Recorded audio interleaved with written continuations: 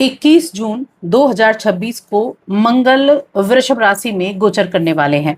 अभी तक मंगल अपनी राशि मेष राशि में विराजमान थे, लेकिन अब मंगल का जो ये राशि परिवर्तन होगा वृषभ राशि में, इसका प्रभाव तुला राशि के लोगों के जीवन पर किस तरह से होने वाला है, इस वीडियो में हम विस्तार से जानेंगे।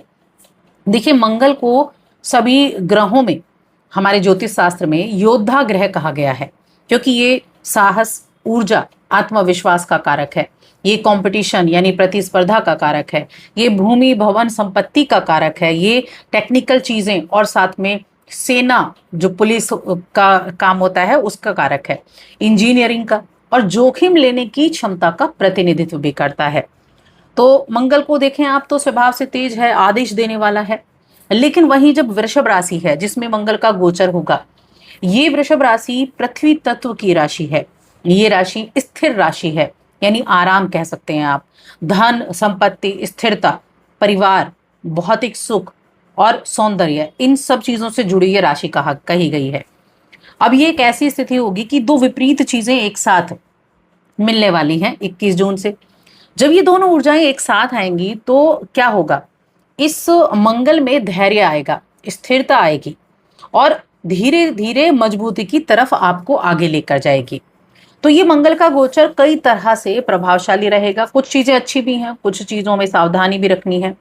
तो तुला राशि के लोगों के जीवन पर किस तरह से इसका प्रभाव होगा, इसके बारे में हम इस वीडियो में बात करने वाले हैं। एक छोटा सा निवेदन है, चैनल पर पहली बार आए हैं, अभी तक चैनल को सब्सक्राइब नहीं किया है तो जरूर कर लें। अब तुला राशि क्या, तुला राशि शुक्र की राशि है और जहां मंगल राशि अपनी बदलने वाले हैं यानी वृषभ राशि, ये भी शुक्र की ही राशि है, शुक्र की दूसरी राशि है।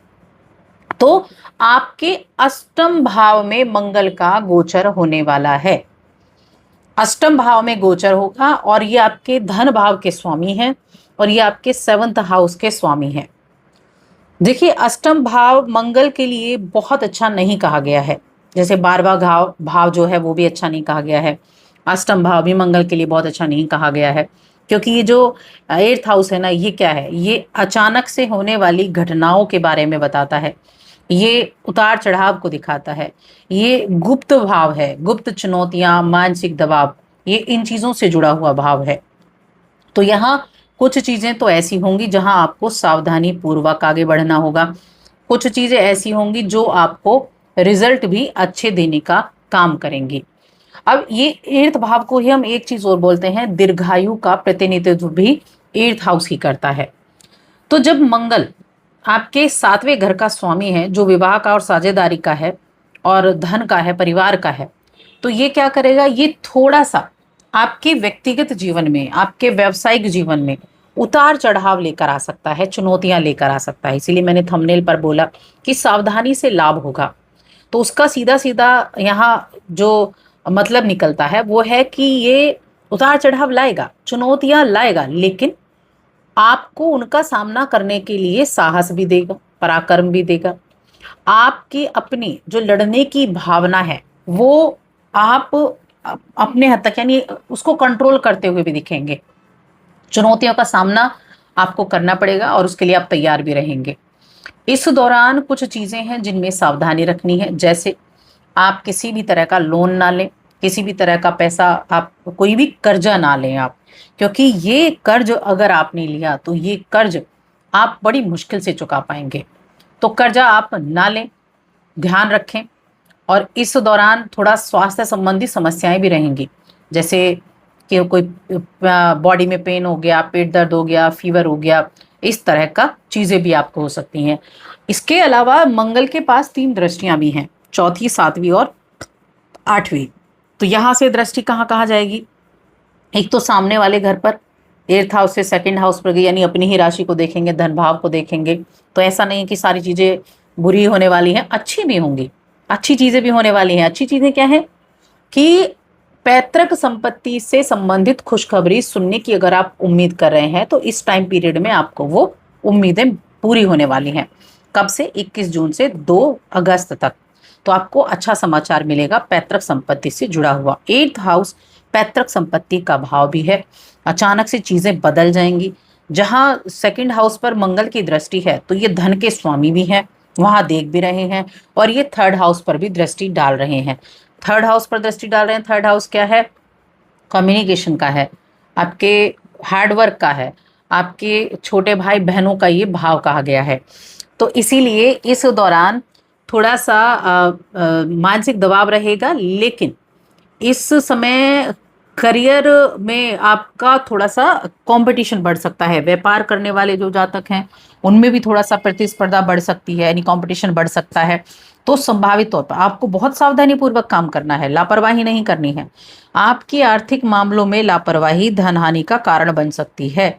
निवेश कर रहे हैं, खर्च कर रहे हैं, उसमें भी बहुत सावधानी रखनी है। तो सावधानी पूर्वक काम करेंगे तो उतना ज्यादा आपको नुकसान नहीं होगा। जरूरी नहीं नुकसान हो, कहीं ना कहीं डिपेंड करता है कि हमारी जन्म कुंडली में मंगल की पोजीशन कैसी है। तो इसीलिए चीजें जो हैं थोड़े हद तक ये, आप ये मान लीजिए 70% आपको देखने को मिलेंगी। बाकी जो मंगल की स्थिति है वो मायने रखेगा कि मंगल आपकी कुंडली में कैसा है।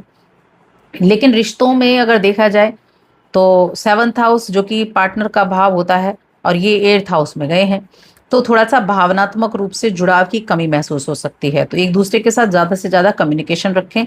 कोई भी टेंशन है तो उसको ठीक करने का काम करें।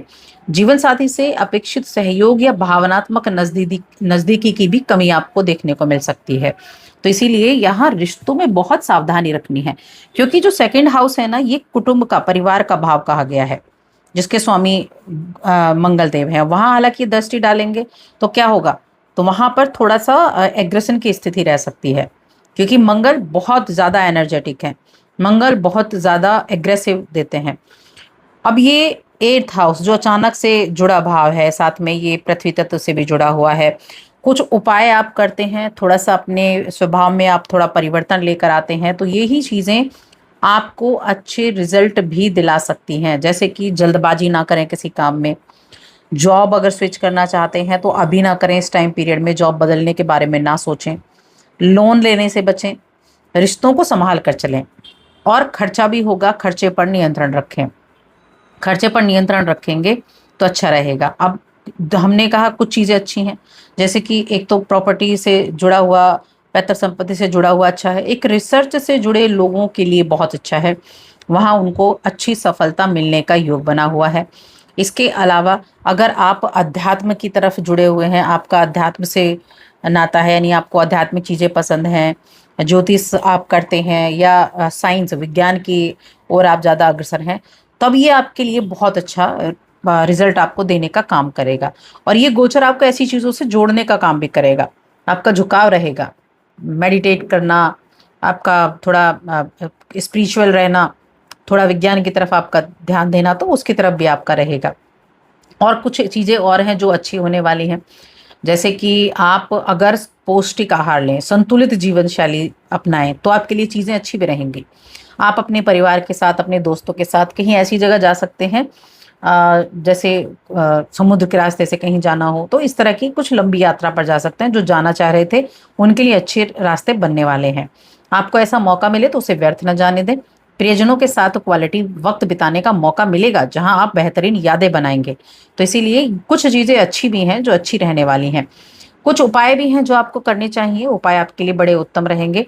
सबसे पहला जो उपाय है वो यही है कि आप एक तो अपनी राशि के स्वामी के मंत्र का जाप करें, जैसे ओम श्री लक्ष्मीभ्यो नमः। इस मंत्र का जाप करेंगे, मानसिक स्थिरता रहेगी, आर्थिक सुरक्षा मिलेगी, और धन से जुड़ी चिंताओं को कम करने में भी ये आपकी सहायता करने वाला है। साथ में मंगलवार के दिन गुड़ चने का प्रसाद बांटेंगे तो वो भी अच्छा रहेगा। तो बस आज की इस वीडियो में इतना ही।